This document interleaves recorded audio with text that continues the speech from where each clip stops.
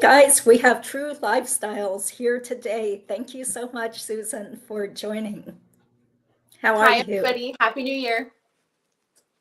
Yeah, so our special treat today is courtesy of Fancy Fiction, who told me about this interesting talk that Wendi gave back in 2015. So she was the featured guest at a college class back in July 2015, talking about human trafficking and sexual exploitation. So, Susan, had you heard about this before? I never heard about this talk, but am I getting a little feedback on your computer? Maybe, I don't know. I don't know. I just heard some feedback. Okay. I recall in the testimony, she said that there were a few book events, but I don't think she ever mentioned this event. I don't think I ever heard about it. Yeah, I don't think she really focuses on her book, but she's just going off about all her humanitarian work, helping all these poor, oppressed women of color. So it's interesting to watch this and also think all the information that we've heard through the trials. So, you ready to go ahead and watch? Yes. Okay, sure. Thanks for being here. Thank you. Guys. Okay, here we go. Hopefully you guys can hear it. A little bit late. So once they come in, we'll just allow them to sit there in the back rows. Welcome to our 6th annual Spanish language celebration. We have a special guest with us this morning, Ms. Wendi Adelson. She finished her master's degree at Cambridge University in international relations, and also came back to the United States thereafter and finished her law degree at the University of Miami. Since 2006, she has been involved in human rights and representing minors for FSU and the University of Miami in different capacities. She is the author of This Is Our Story, which is a novel about 2 young women who become the victims of sexual trafficking in the U.S. And she is here to share with us those stories. In addition to that, I should mention that this was the book that Florida State University selected for their freshmen to read as part of their reading initiative. So please join me in welcoming Wendi Adelson. Thank you very much. I'm so happy to be here, and it's so nice. I just finished signing one of the copies. One of your fellow students, her son was assigned to read the book. I found out that although assigned to read the book, it doesn't necessarily mean they read the book. So you can lead a horse to water, you can't make him drink. But thank you all for being here and taking time out of your busy Tuesdays to learn a bit about advocacy on behalf of victims of trafficking. I want to thank Dr. Manuel Alvarado for bringing me here and making this possible, and fellow Truman Scholar, Dr. Bob Vanderveld, for bringing me here, and Sue Adamski too for helping organize this whole venture. Thank you very much. Despite the fact that I taught at a law school, I actually really don't enjoy listening to myself speak. I prefer to listen, so I intend to keep my remarks like a script, long enough to cover the essential material, short enough to still be a little bit interesting, and I will leave time for questions at the end. I was telling Dr. Alvarado, I would love to know what is interesting to you all about this topic. I've been speaking about human trafficking for about the last 10 years now, and usually, about 10 years ago, I would ask an audience, okay, who's heard of human trafficking? And I wouldn't see a single hand. I've seen that change, so I'd like to ask all of you, who here has heard about human trafficking? Raise your hand. It makes me so happy. That's excellent. So let's begin. I've had a chance to do a lot of really interesting things over the last many years. And something I'm really proud about is writing the novel that Dr. Alvarado mentioned. The novel was inspired by the work that I've done over the last decade or so, representing victims of human trafficking, but also advocating for immigrants in different contexts. So refugees, asylum seekers, children who are fleeing abuse. And I've heard incredible stories that motivated me to write this book. Stories of pain and of abuse, but also stories of tremendous courage, love, humor, and inspiration. So I went to law school. I don't know if any of you are interested in law school, but we can definitely talk about that as well. I went to law school specifically with the plan in mind to become an advocate for immigrants and refugees, because it was work that I saw as providing a voice for voiceless sectors of society. So writing this book for me was a continuation of that effort. I worked with so many people whose stories had just never been told. And it was what I wanted to do to make sure that people knew about my clients and knew about their struggles and knew about their vulnerabilities and knew about why this happened. So the book is a softly fictionalized account of two particular, well, hundreds of clients that I worked with, but one of the main characters in the story is a young woman from rural Argentina, and she comes to the US to live with a family, to work in the restaurant a little bit, and to hopefully attend school. That's her dream. She wants to learn English, she wants to go to school, and she wants to really make something of herself. The second is a woman in her late teens who feels very sure she knows everything about the world, and she wants to come to the US and become a movie star. She dreams of being an actress. So she actually comes to the US through answering an ad to work in a Chinese restaurant in Atlanta. And she plans to move directly to the silver screen from there, which obviously was a long shot, we know that, but for her, she had very big plans.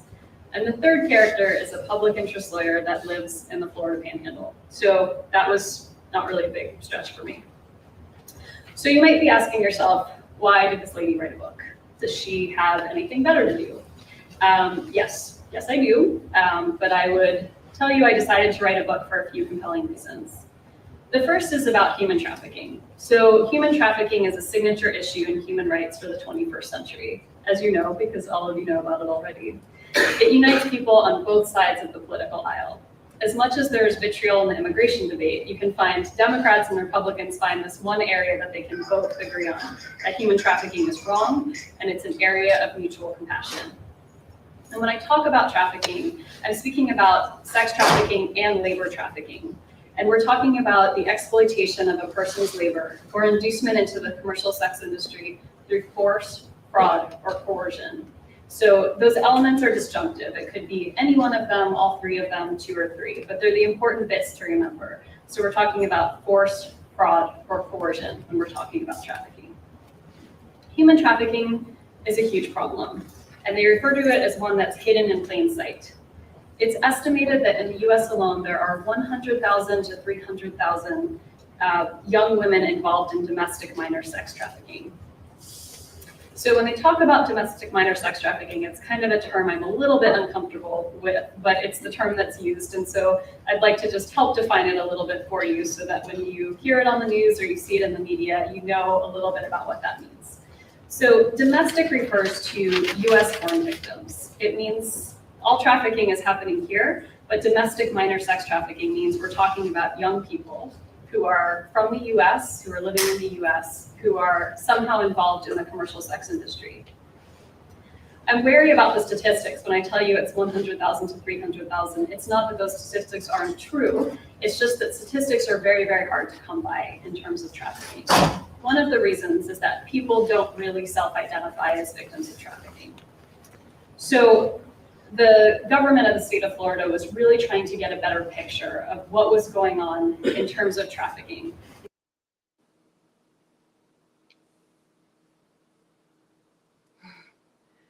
Okay, sorry, I can't hear you, Judy. Go ahead. Okay, I'm sorry. Okay. Sorry about the audio. It sounded like there was lots of like air conditioning units blasting. Did you hear that? That's good. No, I could hear the gist of, unfortunately, what she was saying.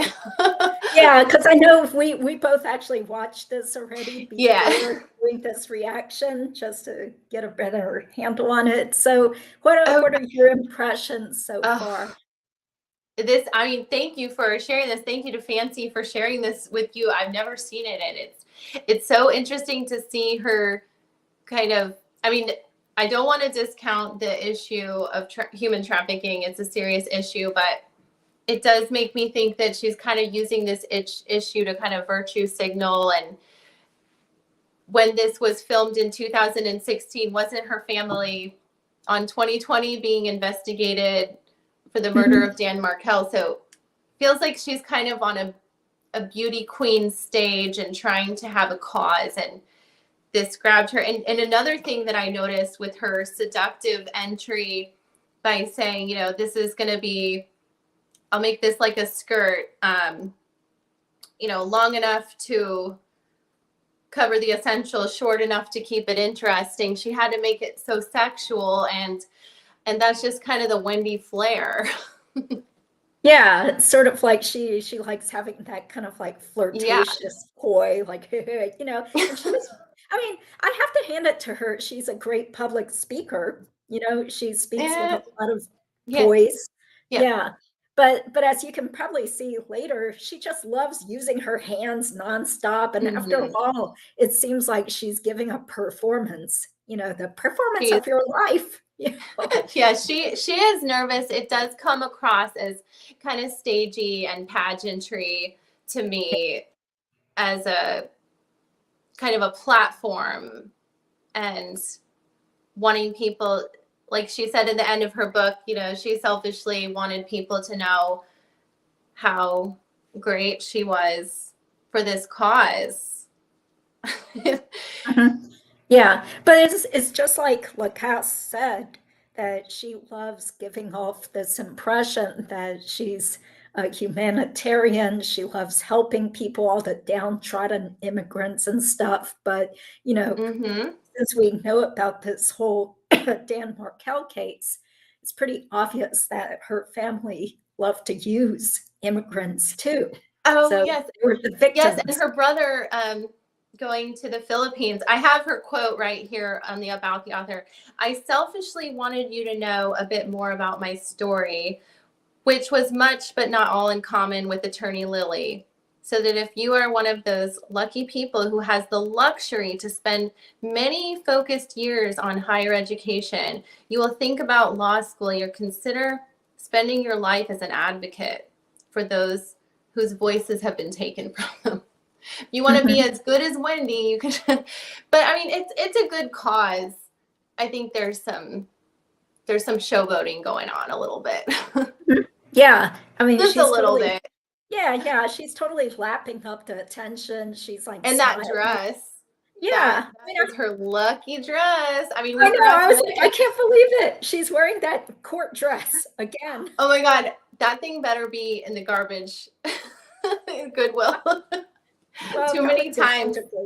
Yeah. Can only wear a dress so many times before the fibers start to kind of like give out and it loses its shape anyway. Yeah. So, of course, the background is that her own brother was constantly going on these sex tours to third world countries like South America, you know, Colombia, now I was thinking, Vietnam, Thailand. This could have been a slam to Charlie, as though, I know what you're doing, Charlie, like a sibling rivalry. I'm going to be an advocate for their voices. And then when all that news was coming out about Charlie being the killer, to separate herself from the big bad Adelson family. Like she's a good girl and trying to help the underprivileged and the vulnerable and people trying to take advantage of them for murder for hires and everything. Yeah. Okay. You ready to Yes, go? I'm ready. Yeah. We'll probably play, say, like 40 minutes of this. Yeah. Okay. Let's go. We've heard the statistics that Florida is the third worst state in the country in terms of human trafficking. So the governor then asked a group of us, I was working at the FSU Center for the Advancement of Human Rights, and he asked us to do a study across the whole state and figure out really what was going on in terms of trafficking. And so basically I worked with the team and we did this research. So we interviewed every state agency, law enforcement, judges, prosecutors, service providers, and then the victims themselves to find out how we can better provide services to victims of trafficking in Florida, how we can better prosecute traffickers, how we can better identify victims, what we can do. And so I discovered through this process, if I didn't know before, how important it was to include the voices of the people that this happens to.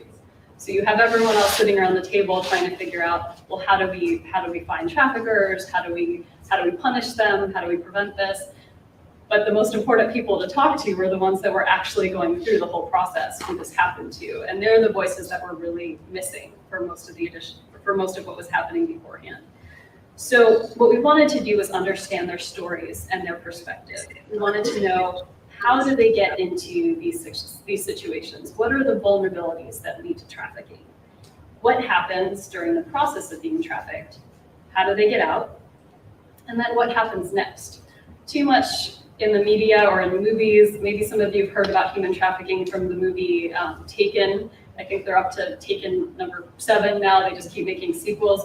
You know, there's a lot of dramatization over, well, you kick down the brothel door and everyone's free and then everything's fine.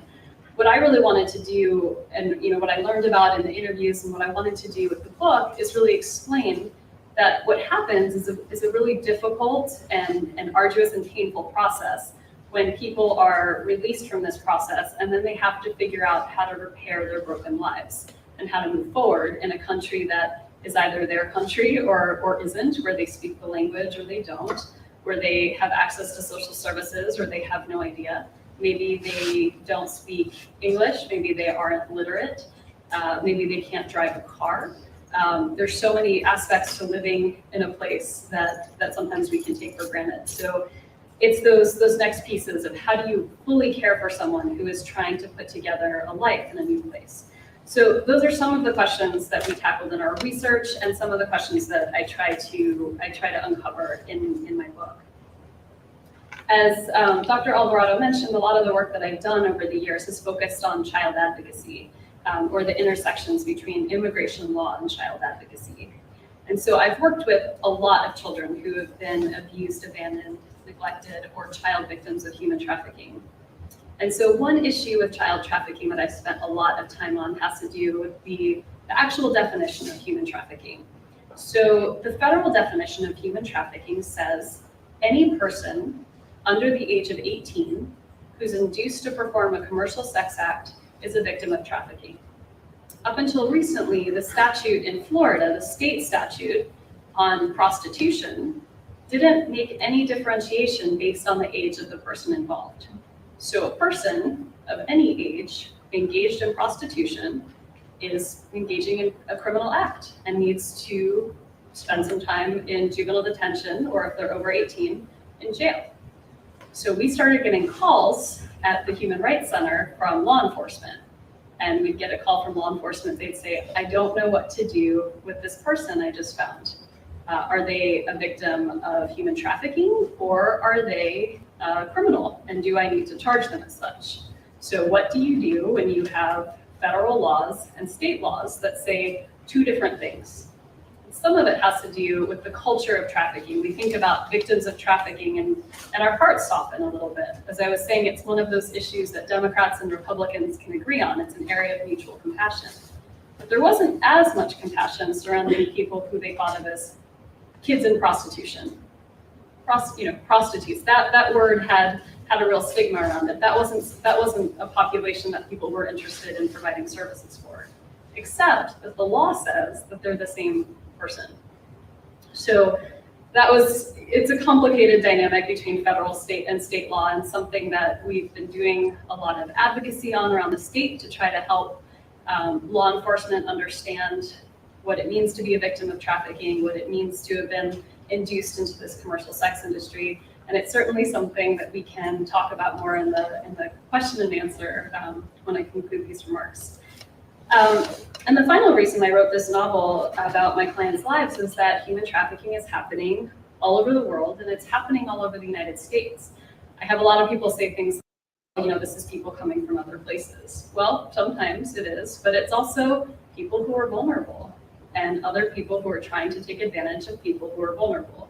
And that happens. People can be vulnerable whether they are from another country or whether they are from this country. Vulnerability is not dependent on your immigration status. So as I mentioned, Florida is thought of as the third worst state in the country, and that's because of the number of active cases we have where people are investigating human trafficking right now. So I thought I would give you a few examples of cases that I've worked on, and they're cases that are happening in South Florida alone. And I hate to say it, but these are just a few selected cases of the many cases that are currently happening in South Florida. But I chose them because I know the people involved, and because I was proud to have the chance to work on them, and also because they're pretty illustrative of some of the situations that arise with trafficking, and they'll give us good fodder for things to talk about after. So the first is the Cadena case. This family, the Cadena Sosa family, it was a case of commercial sex trafficking, and it was a family of traffickers from Veracruz, Mexico. The very interesting thing about this case was that the head trafficker was the matriarch of this family, and she was a 75-year-old grandmother from Veracruz, Mexico, and she had enlisted her sons, her daughters-in-law, everyone in the family. This was a pure family business doing this commercial sex trafficking. But she was the mastermind behind the entire operation. So basically, the Cadena Sosa family would go back to the city that they were from, to Veracruz, Mexico, and they would have the women from that family go back. And they would be dressed very nicely in business suits, very professionally, and they'd have big diamond rings on their hands. And they would say to the parents of young girls there, "Look at me. I came from this neighborhood. We are doing so well. We have this restaurant in Miami. It's very successful. And I used to be just like your daughter. I didn't have anything. And now look at us. We're so successful. We could do this for your daughter too." And they would lay a few pesos on the table and they would say, "This is nothing to me. This is just a down payment into what your daughter is going to bring home.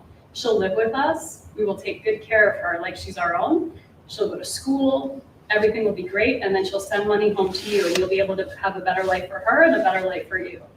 And so parents wanting, as parents do, wanting what's best for their children, they sent them, trusting that these people are from my hometown. They know my family. They know us. They wouldn't do wrong by us. And I'm sorry I get a little choked up because it's just, as a parent, you can't believe that other people would treat your children this way.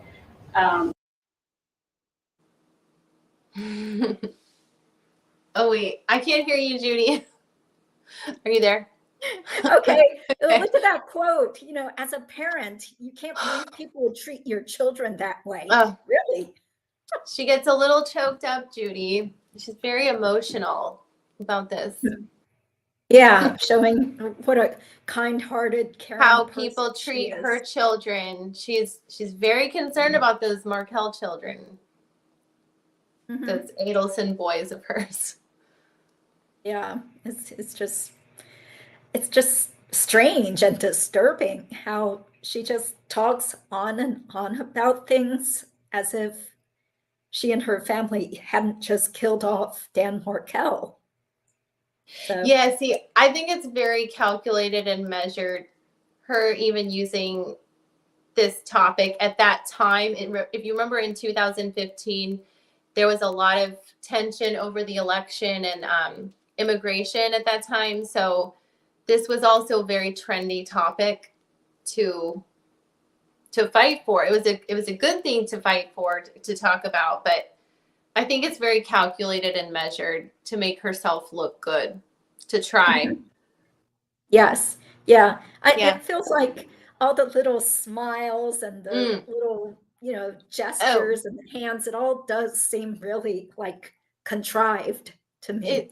You can tell she practices. I've even been thinking about her ponytail, even in her interrogation. I've been thinking about that a lot lately. In fact, when she put her hair up in such a messy ponytail, I think it was even to create kind of like a more serious vibe, like she's doing now with the low pony.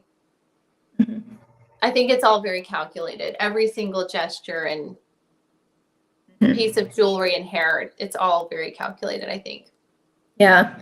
I also thought she looked so much like Donna Adelson in some of the, when you look at her from the Yeah. side? Did you Her notice body that? language. Well, I think if Donna's not as calculated. She was a kindergarten teacher, so Donna's like very gregarious. You can read her every expression on her face. And so Wendi was a professor, so that's the only kudos I'll give her, is that she is very, as a speaker, she is somewhat acceptable and Good presentation. good Yeah. presentation. Just I didn't even notice she was about to cry. She had to kind of call it out, like, I think I might cry right now. It's so ick.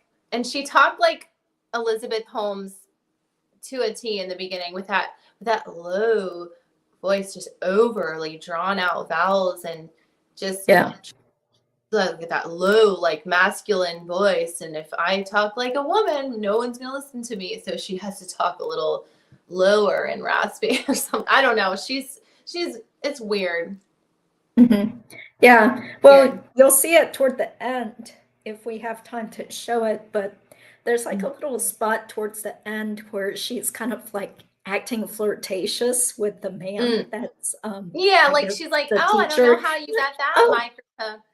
Yeah, She's exactly. like, She you're kind the of lucky scrunches up her one. face, like, She's like, you and I. She's like, call me. yeah, I'm single now.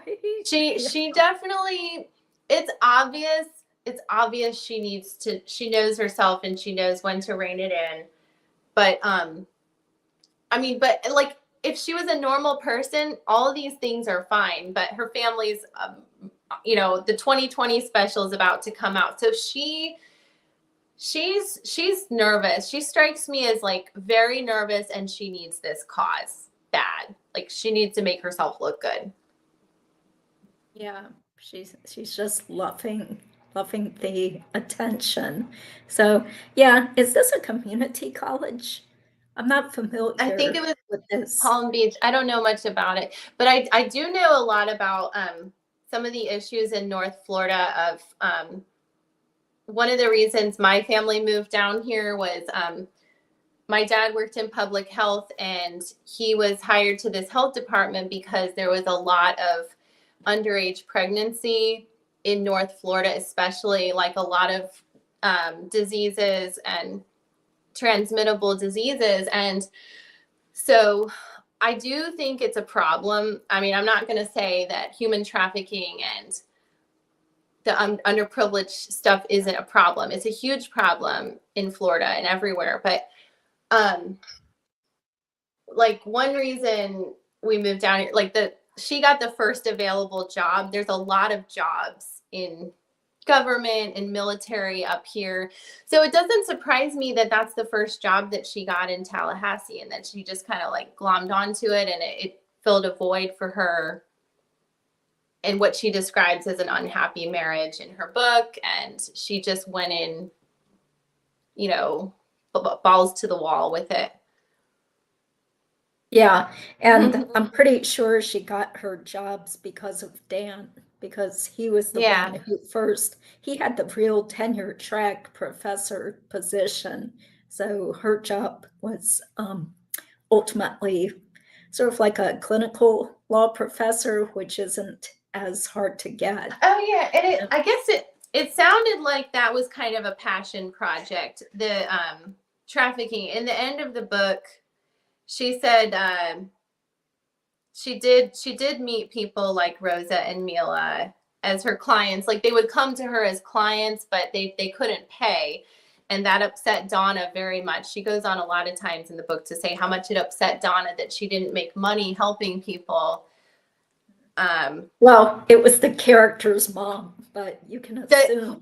Which she says was Donna. So actually, she had a lot in common, much but not all in common, with attorney Lily. Mm-hmm. So I think this isn't the last we'll be hearing of the book, but I mean, that's about the only kudos I'll give to Wendi, is like, there are problems in North Florida, and I think that's why and in South Florida, but it's not always a glamorous place to live up here. But there's a lot of good people. There's a lot of good things about it.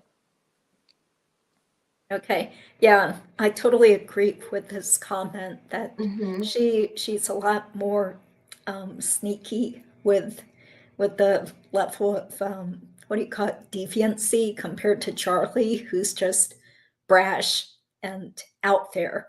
So just our opinion here. So okay, so you ready? Ready. Okay, let's continue.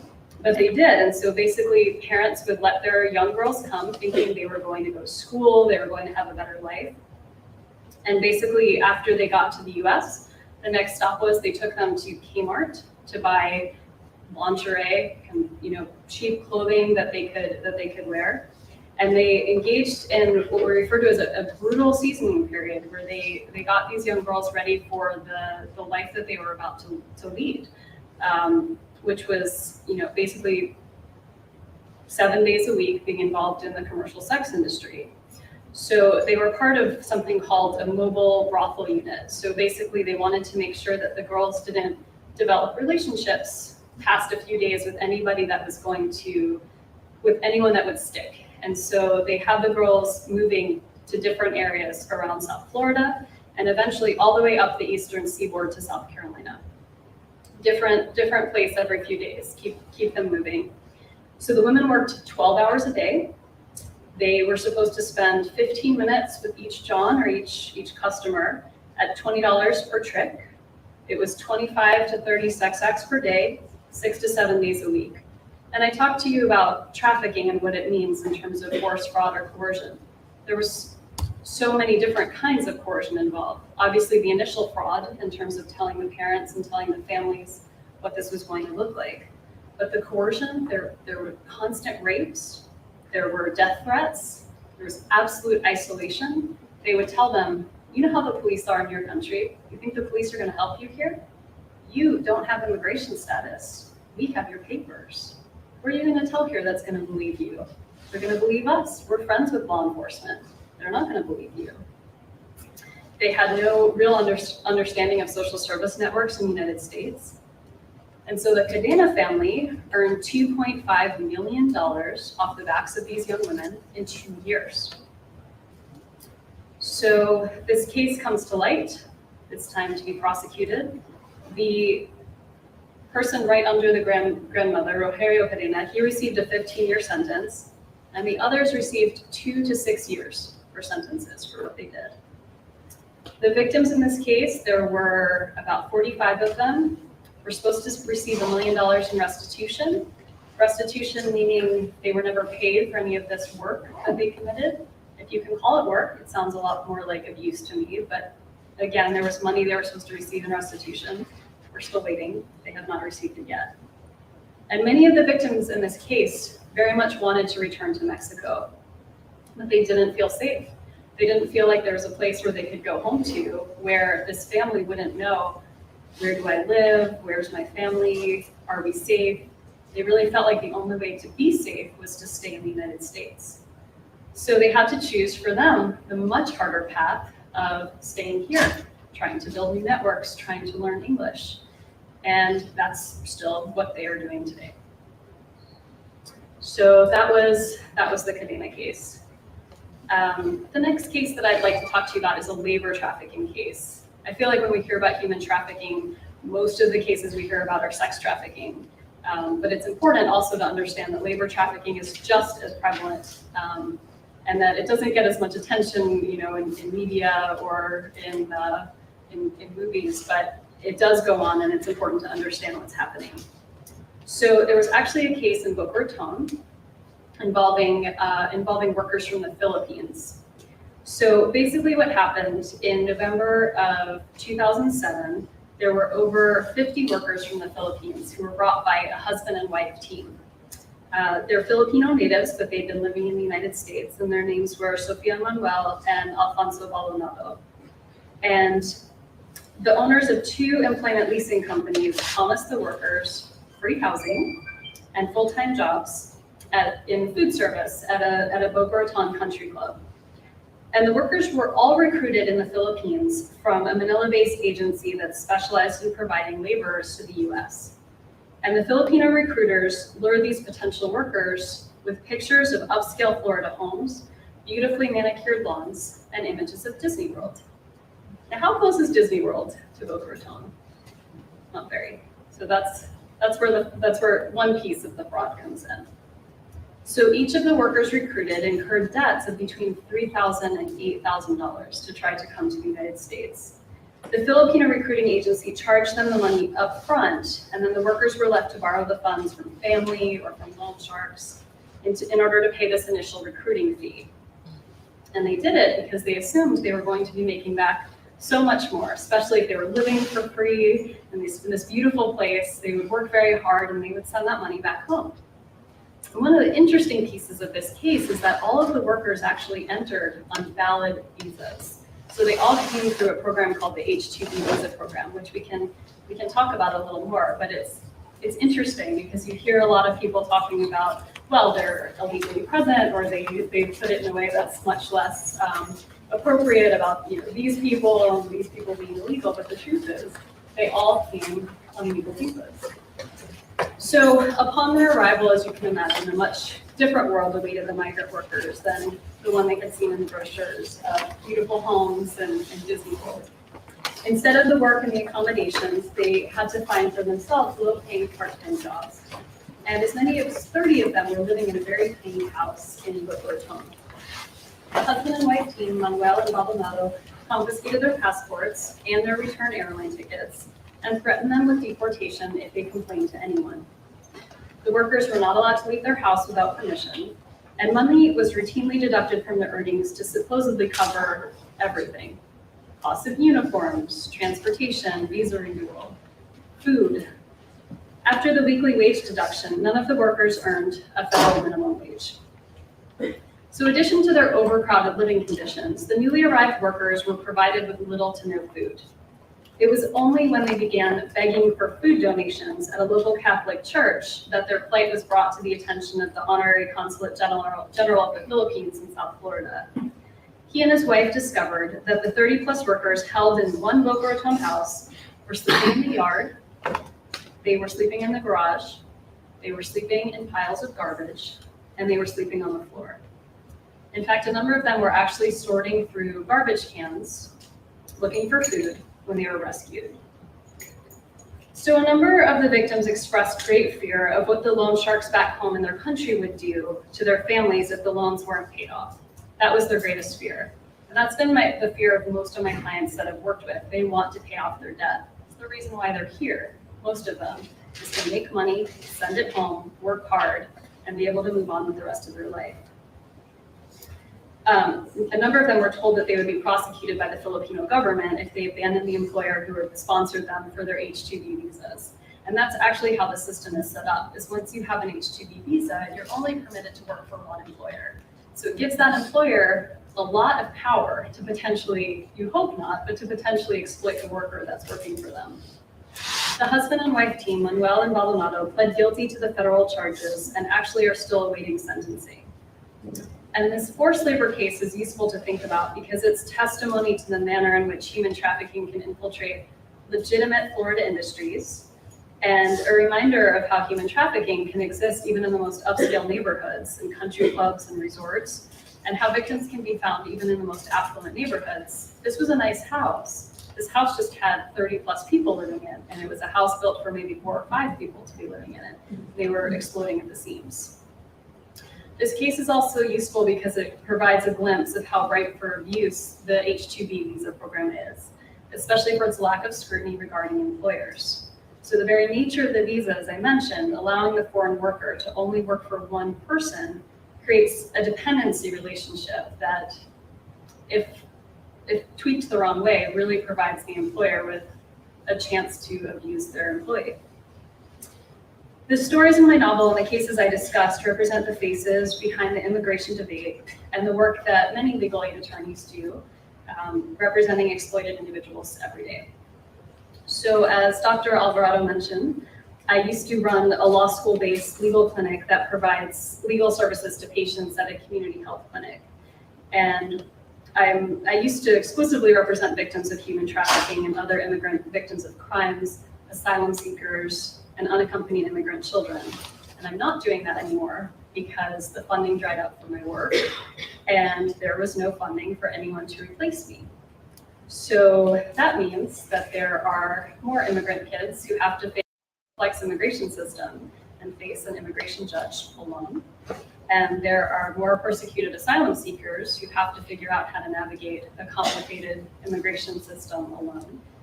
And victims of trafficking will very often go without representation, unless some of you would like to go into this line of work, which would be great, which I would like to talk to you about. And I apologize to the students who came a little bit late for missing a little bit of the beginning of the talk, but I'd now like to open it up to anyone who has questions, and you will not be publicly shamed if I covered something that happened while you weren't here. So thank you for listening, and I'd love to answer any questions that you have. With that story, 2007.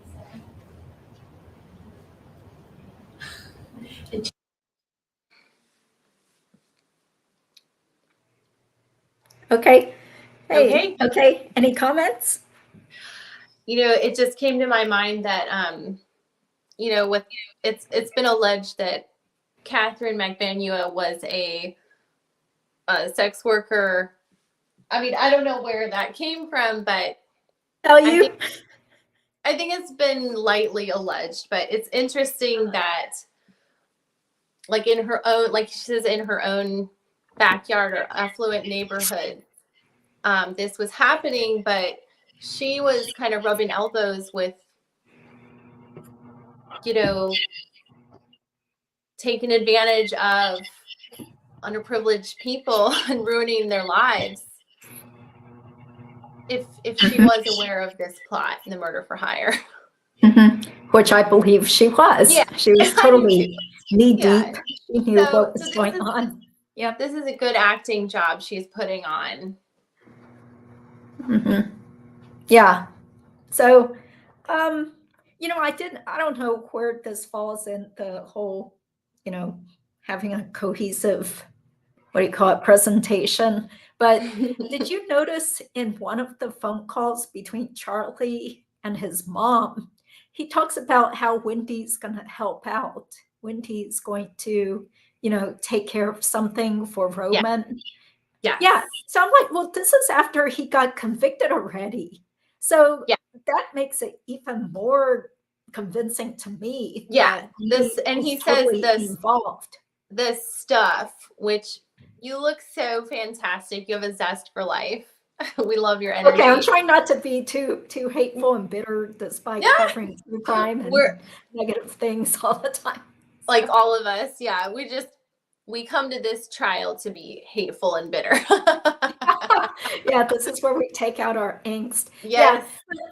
But getting back to the case, so that's what struck me is of course she was involved. I mean, there are so many points, and I feel bad that Fancy took down her video because Fancy Fiction made this really great video about why she believed Wendi was involved. Oh yeah, that was a really good one. That was so good. One of her best. Yeah. Yeah, exactly. Yeah, and we do kind of cower in fear. It's like we did this with Charlie, where we were really afraid to speak out on Charlie's evidence. And now I see people we're all kind of a little afraid to talk about Wendy's evidence when she has one of the most powerful lawyers in the US representing a former president. And he kind of, I don't know what his record is, but what if she's tried and out someday and out for blood and Well, everybody's entitled to have their own opinions about the case, so we're just giving our commentary based on what's been the revealed. media. People in the media have spoken out. Like Julie Grant is pretty outspoken about what she feels about Wendi, and Julie's a lawyer, and she's pretty much on the same narrative of a lot of those a lot of the media are speaking out. So I think we should all feel comfortable speaking out. But I don't know. Yeah, I think it's fine. Yeah. I mean, there's definitely still a lot of people who knew these people, knew the Adelsons, who just still don't feel comfortable talking. They don't want to be Yeah. in public, but they'll talk to us behind the scenes, Yeah. which Yeah. is very interesting. I've spoken So to a few. appreciate I've that. invited people to speak out, but they're not ready yet. People who had the Adelsons as their dentist or Or friends, former friends. friends.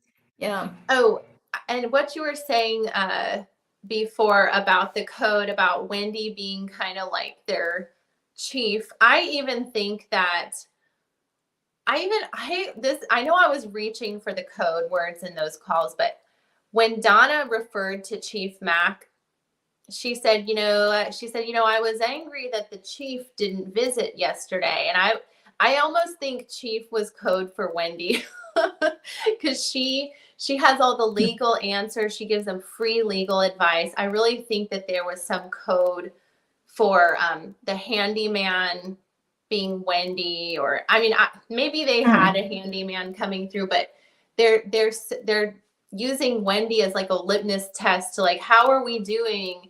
Is she coming to see us today? She's like their savior, their handyman, their fix-it, Mrs. Fix-It. Yeah. So she's still doing favors, or it sure seemed like Charlie expected Wendi to still be helping him out. So, if he really had been extorted and Wendi had nothing to do with it, don't you think Wendi would have been really disgusted with Charlie? Like, what? All these years you knew who killed my son's father? Yeah. And you didn't tell me especially, when we moved here? yeah, now she's now like probably pretending to be mad at her mother because apparently Daniel Rashbaum has known about this since 2016 too. And I have some tea of, I just got Donna's jail calls today, her jail call logs, and Donna has been speaking to Daniel Rashbaum daily. Oh. Every single day as her own, like she was talking to Maricel Descalzo until the 18th of December. She has like not been speaking to Descalzo and exclusively speaking to Rashbaum and having visits from several other local attorneys. Oh, okay. Well, no calls from Wendi though. Of course, Wendi is smart. Nope. She knows not to be caught on some sort of recorded line. Now, with her jabber mouth mom. There are 3 females who I'm assuming are Donna's best friends who are over the age of 65. And I'm assuming that these are either relatives or good friends who are picking up the phone. And only for about 10 minutes though. So I'm going to go into greater detail, but Harvey all the time. Okay. All day, every day. Interesting. Harvey. So you're going to do this at 7? Actually, I'm talking about her incident reports at 7. I just looked at her jail phone calls the hour before this, but like I got 14 pages of all of her incident reports. Wow. And she was moved into, she stepped down her administrative, what is it called? Her, I can't even remember what it's called. Observation, her direct observation to a more like less restrictive observation. And that happened on the 18th when she dropped and I was just talking to people, there's no official dropping of Descalzo, so we'll have to see at the meeting next week. Okay. So Maui wants to know if we spoke with any exes. I haven't. So have you? I've heard that Stephen Epstein's book talks a lot about Wendy's dating. Have you gotten a chance to read up on that book?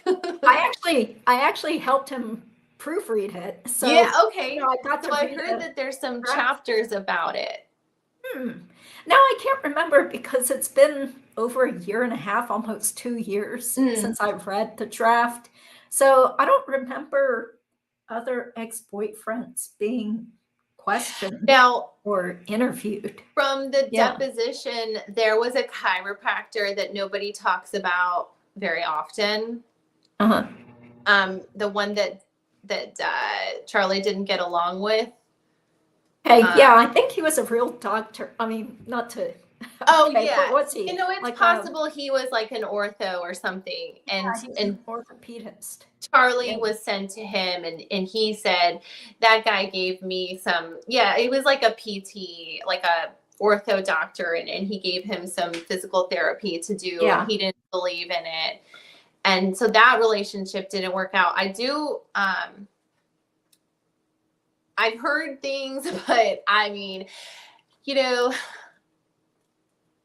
it's part of her character evidence. It's definitely part of it. There's definitely rumblings that she enjoyed dating, and she talked about it in the book that she missed her dating in DC. I mean, you lived in DC. I lived in DC. It was fun.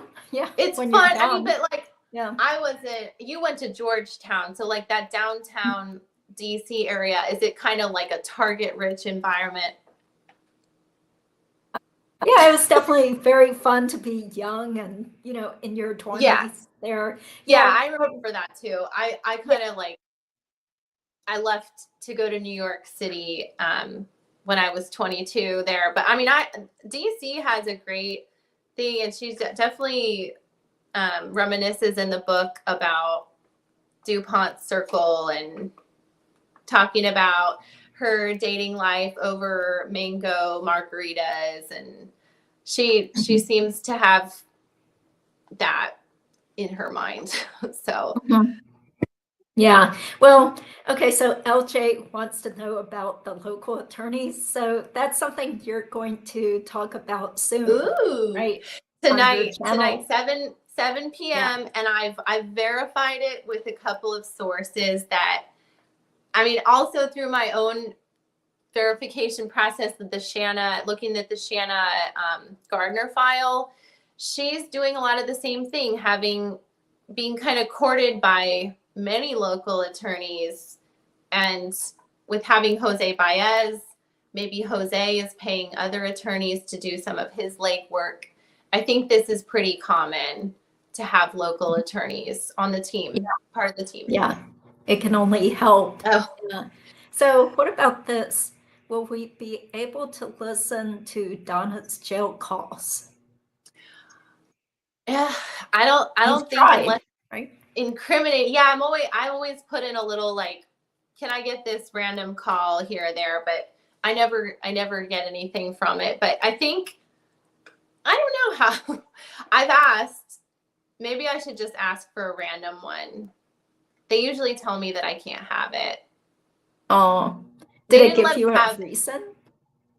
They usually just say, they give me some like long paragraph, and like Shanna Gardner, I couldn't get any of her phone calls. I got all of her visitors, but they gave me a long paragraph like why I couldn't. But sometimes it just doesn't happen. Okay, yeah. All right. Well, thanks for your efforts. We really appreciate it. Same to everyone covering this case and the frequent commenters. You all make this magic happen. Yeah, thank you guys.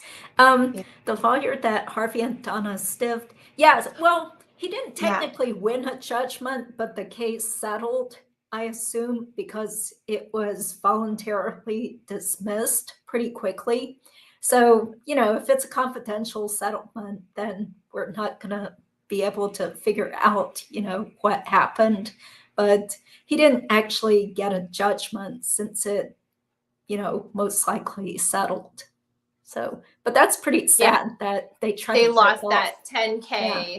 I forget the name of that law firm, but they too. called their American Express and just canceled the charge. Yeah, disputed. Yeah.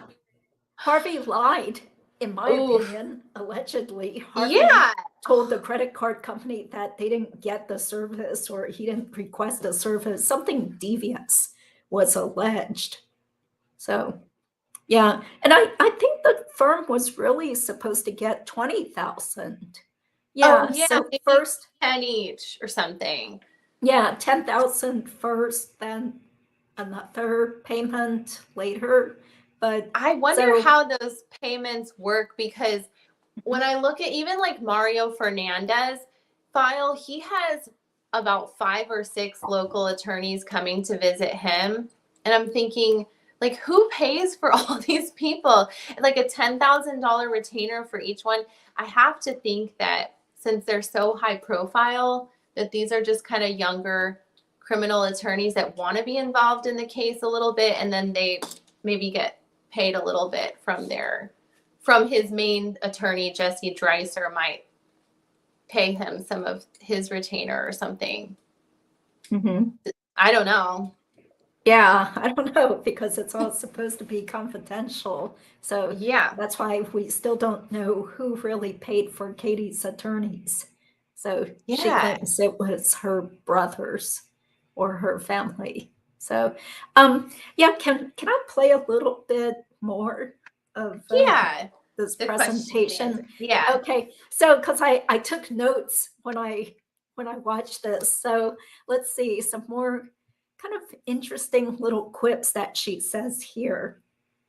This has to do with how those human traffickers got away with conning these families. So let's see, 43-minute mark. Let's see. Okay, here we go. Okay. How long were they able to, in the first scenario, how long were they able to keep the operation going? Because it seems like, I understand that they kept going back, and are they sending money little bits to keep people thinking it's going well? Because I have a hard time believing that people, aren't spreading around, hey, it doesn't seem like it's going well, we're not hearing anything, we're not, yes, they're getting the phone calls, but how long were they able to keep this, charade going? Yeah, no, that's a great question.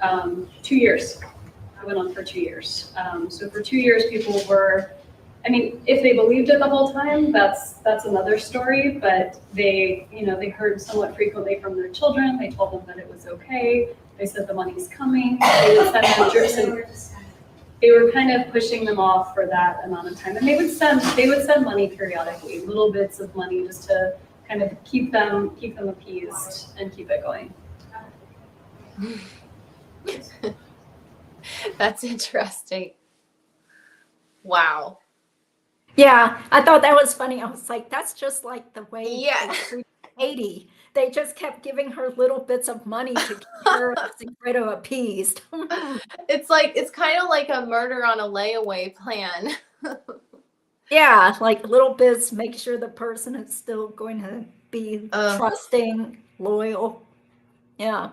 So, and then, If she knew about that, like if she knew about the double extortion plot, and she's explaining these things away of like these big bad families trafficking women, and I feel like that's essentially what they were doing with this, coercing Katie and Sigfredo, with enticing them with money.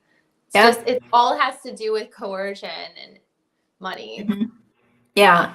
And so throughout this whole year, that was when her family's business was still paying Katie those payments the whole year and paying for trips and stuff. So let's see. Okay, 45 minutes and 20 seconds. Here's another interesting clip.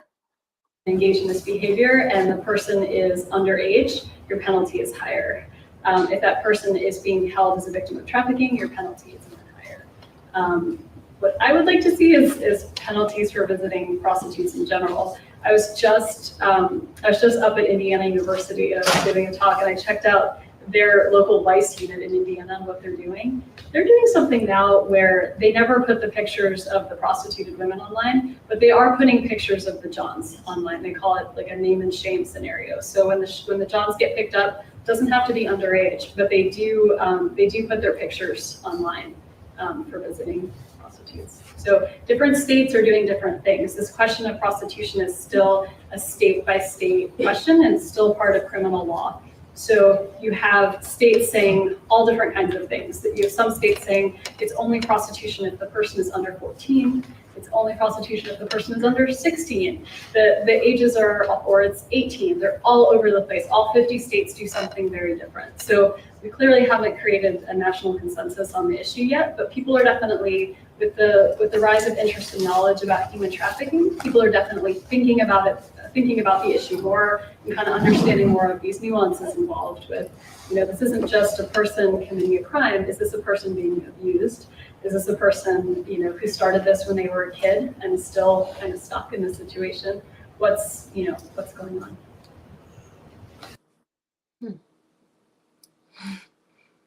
Judy, I have a question about that. Sure. Uh-huh. Do you think that Wendi felt like she was above the law, having all of these resources in Tallahassee of the police department? She started this in Tallahassee, then moving to Miami, having all of these police and all these, federal funding programs, state programs. Do you think she felt above the law with all of her contacts? I think so. I mean, Yeah. especially when she was clerking for a federal judge who supposedly had a connection with a Tallahassee judge. Yeah, we don't know more details, but that sounded pretty suspicious. Sounds like Yeah, because they it's had all the right tied together. friends.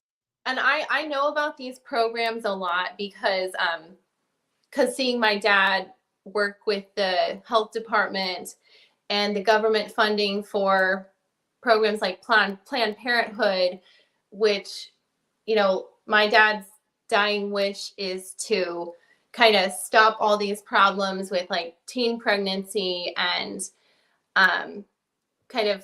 he has this whole big thing with his friends that he thinks that that's the biggest problem, is to stop the things that will ruin these women's lives permanently, which is like teen pregnancy, according to him and his friends, but kind of funnel them into these programs. And a lot of them are funded, but then the funding dries up. But then, they do meet a lot of people, and the police departments are involved, the law, the medical, you do meet a lot of people. And I think that through these programs, she probably did meet a lot of people and feel very powerful about herself. Yeah, got lots of money, lots of friends, high places. It's a big judges. problem. It's definitely not necessarily a fixable problem, but it's something a lot of people talk about constantly in the government. Mhm. Yeah. Okay. So interesting that she made those comments, like she really cared about those poor girls that were pushed into prostitution. Yeah. Meanwhile, does she talk to Charlie about any of this? So, let me see. Yeah. There was Charlie something else. could care less about making himself look good. Yeah. He Didn't care. obviously did not care about his PR. He wasn't on a PR tour when all this media was coming out, like Wendi. Yeah. Okay, let's play something else here. Okay. Unfortunately, I think the camera stopped showing her, but Yeah, it kind of you went to still hear the it. corner of her face for a little bit. Okay. Well, we'll just play a tiny bit. Yeah. Freedom to have a word to say and have a matter to speak in that matter. Yes, and you bring up an important point too. A lot of times people think about human trafficking like, oh, it's it's the worst thing that can happen. It is on a continuum of how you can exploit and mistreat other people. Human trafficking is pretty far at one end, but there is a continuum of the way you can mistreat other people.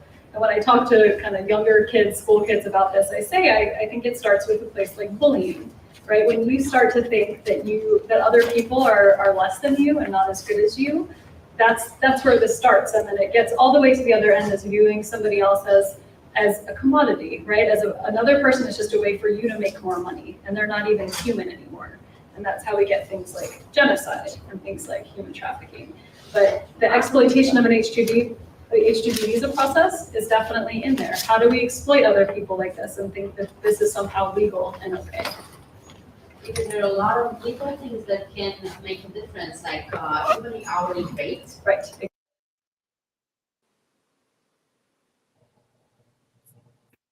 Okay, some more weird statements where she talks about how mistreating people starts with bullying and just seeing people as not real people. I'm like, really interesting that, your brother was like allegedly a huge bully, made fun of disabled people, like to just use girls,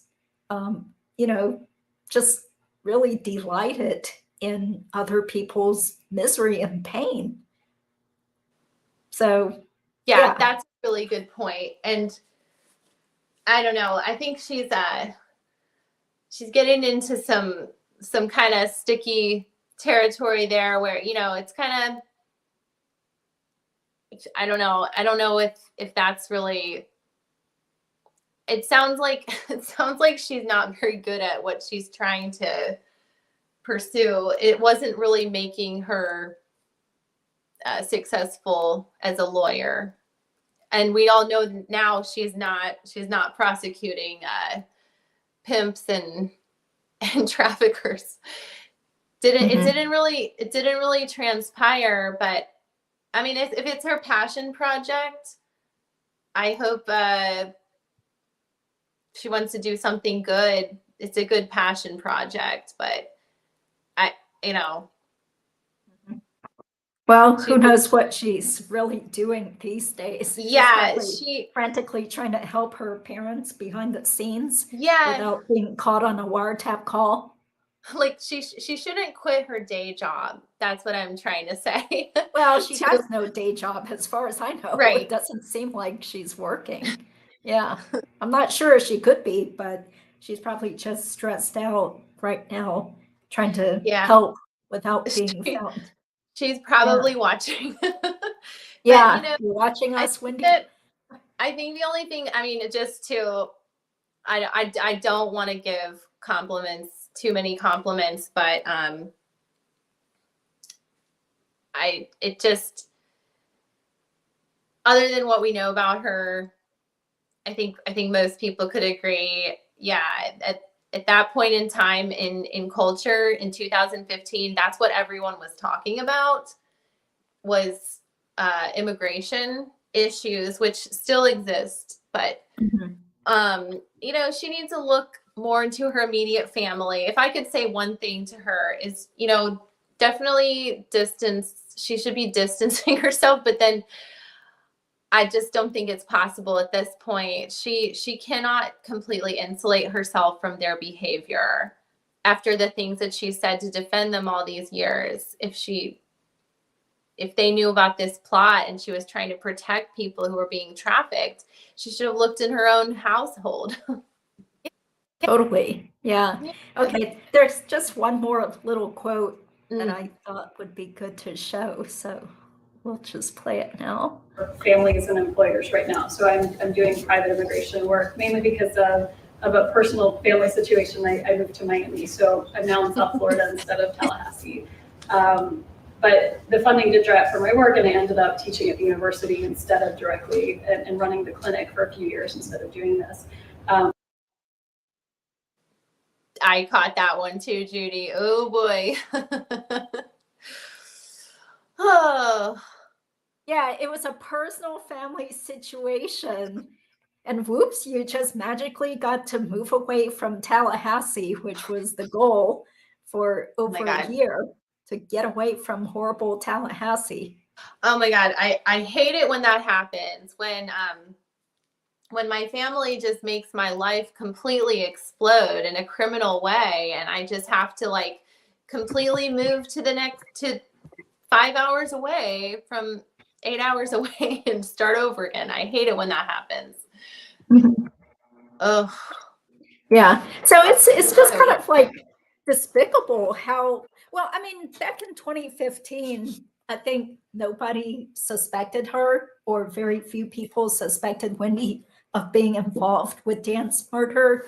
But Fancy reported that just, was it just last fall that somebody invited Wendi to speak at Princeton? So did you hear that? Yeah, I That was remember weird. hearing that. Yeah. Ooh. I'm like, what? Did she talk about this very same thing? Well, you know what? It's bizarre. Yeah. Princeton isn't like I wouldn't say it's like easy to get invited to speak, but I have a feeling that with her circle of friends and her network, I think she's probably used to marketing herself in these events and kind of poking and prodding and getting herself in the door. And I think that she's so groomed and conditioned in doing that I just don't think she knew how to stop, even till this day. Like, she doesn't know how to stop self-promoting her cause, her book, herself. Yeah. Oh, I mean, wasn't it? It's okay Wasn't to it do at that, Charlie's but trial? yeah. Yeah. Say Like again. even at Charlie's trial, didn't she have to point out to Georgia that she got a scholarship to college, or she was valedictorian? Yes, and I think in the beginning of this presentation, I don't know how many times she pointed out that she was a lawyer, that she went to law school, that she, like, it's almost like she's talking down to this group because they're students, and like, if you do this, you can be like me. Like, even if that's not their path, but I mean, I think she repeats it so many times. That's what makes her sound arrogant, I think. Just the too many reps. It's okay to be confident. Hey, it's okay she's a teacher, so I think she's kind of used to encouraging people to pursue her path or something. Yeah. Okay. I'm sorry. I'm trying to keep up with the comments, but there are so many comments. I haven't been able to address everybody here. Okay. Let's see. Okay. Okay, great. Someone says, what was it about Prof's blog? Spent many hours on Prof's blog reading Dan's posts. His intelligence blows me away. Yeah, when he could have learned a lot from him. Yeah, it was so sad whenever I would come across his blog posts where he was talking about his children. He was so happy to become a father. So, plus when he was so happy when Wendi agreed to marry him. So he put a blog post about that. He said he hit the lottery, or he won the lottery. Yeah. And then she says so many condescending things in her book. But I do have to say, there were some loving things that she said in her book, but you never hear Dan publicly saying condescending things about Wendi. Like on page 15 of Wendi's book, she says, sometimes falling in love means doing things you otherwise wouldn't do sober. I can think of no other explanation for the ways I have somehow agreed to change my life. Since I met Joshua Stone, I have no other reason to explain how I ended up in smack dab in the Florida Panhandle. Mm-hmm. And just saying, we moved to this godforsaken place for Josh's career. And she even went on page 40 to say, Lily Billy Go is a pet name Josh called me because it makes him happy. Now I understand why my office mate used to pretend to puke in a garbage can every time Josh called me at work. Mm-hmm.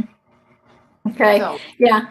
Well, unfortunately, the battery on this yeah. other laptop is kind of dying, so I probably have to get going. It's Yeah. been a long day working Oh, and talking nonstop to people, so I feel really beat. But thank you so much, Well, thank Susan, you for posting joining. this, Judy. Thank you for inviting me. And if y'all want to join, I have a live at 7 about Yes. Donna's moving to off of her observation to a different level of care and her new lawyers. So, but thank you so much for having me, and I will see you soon.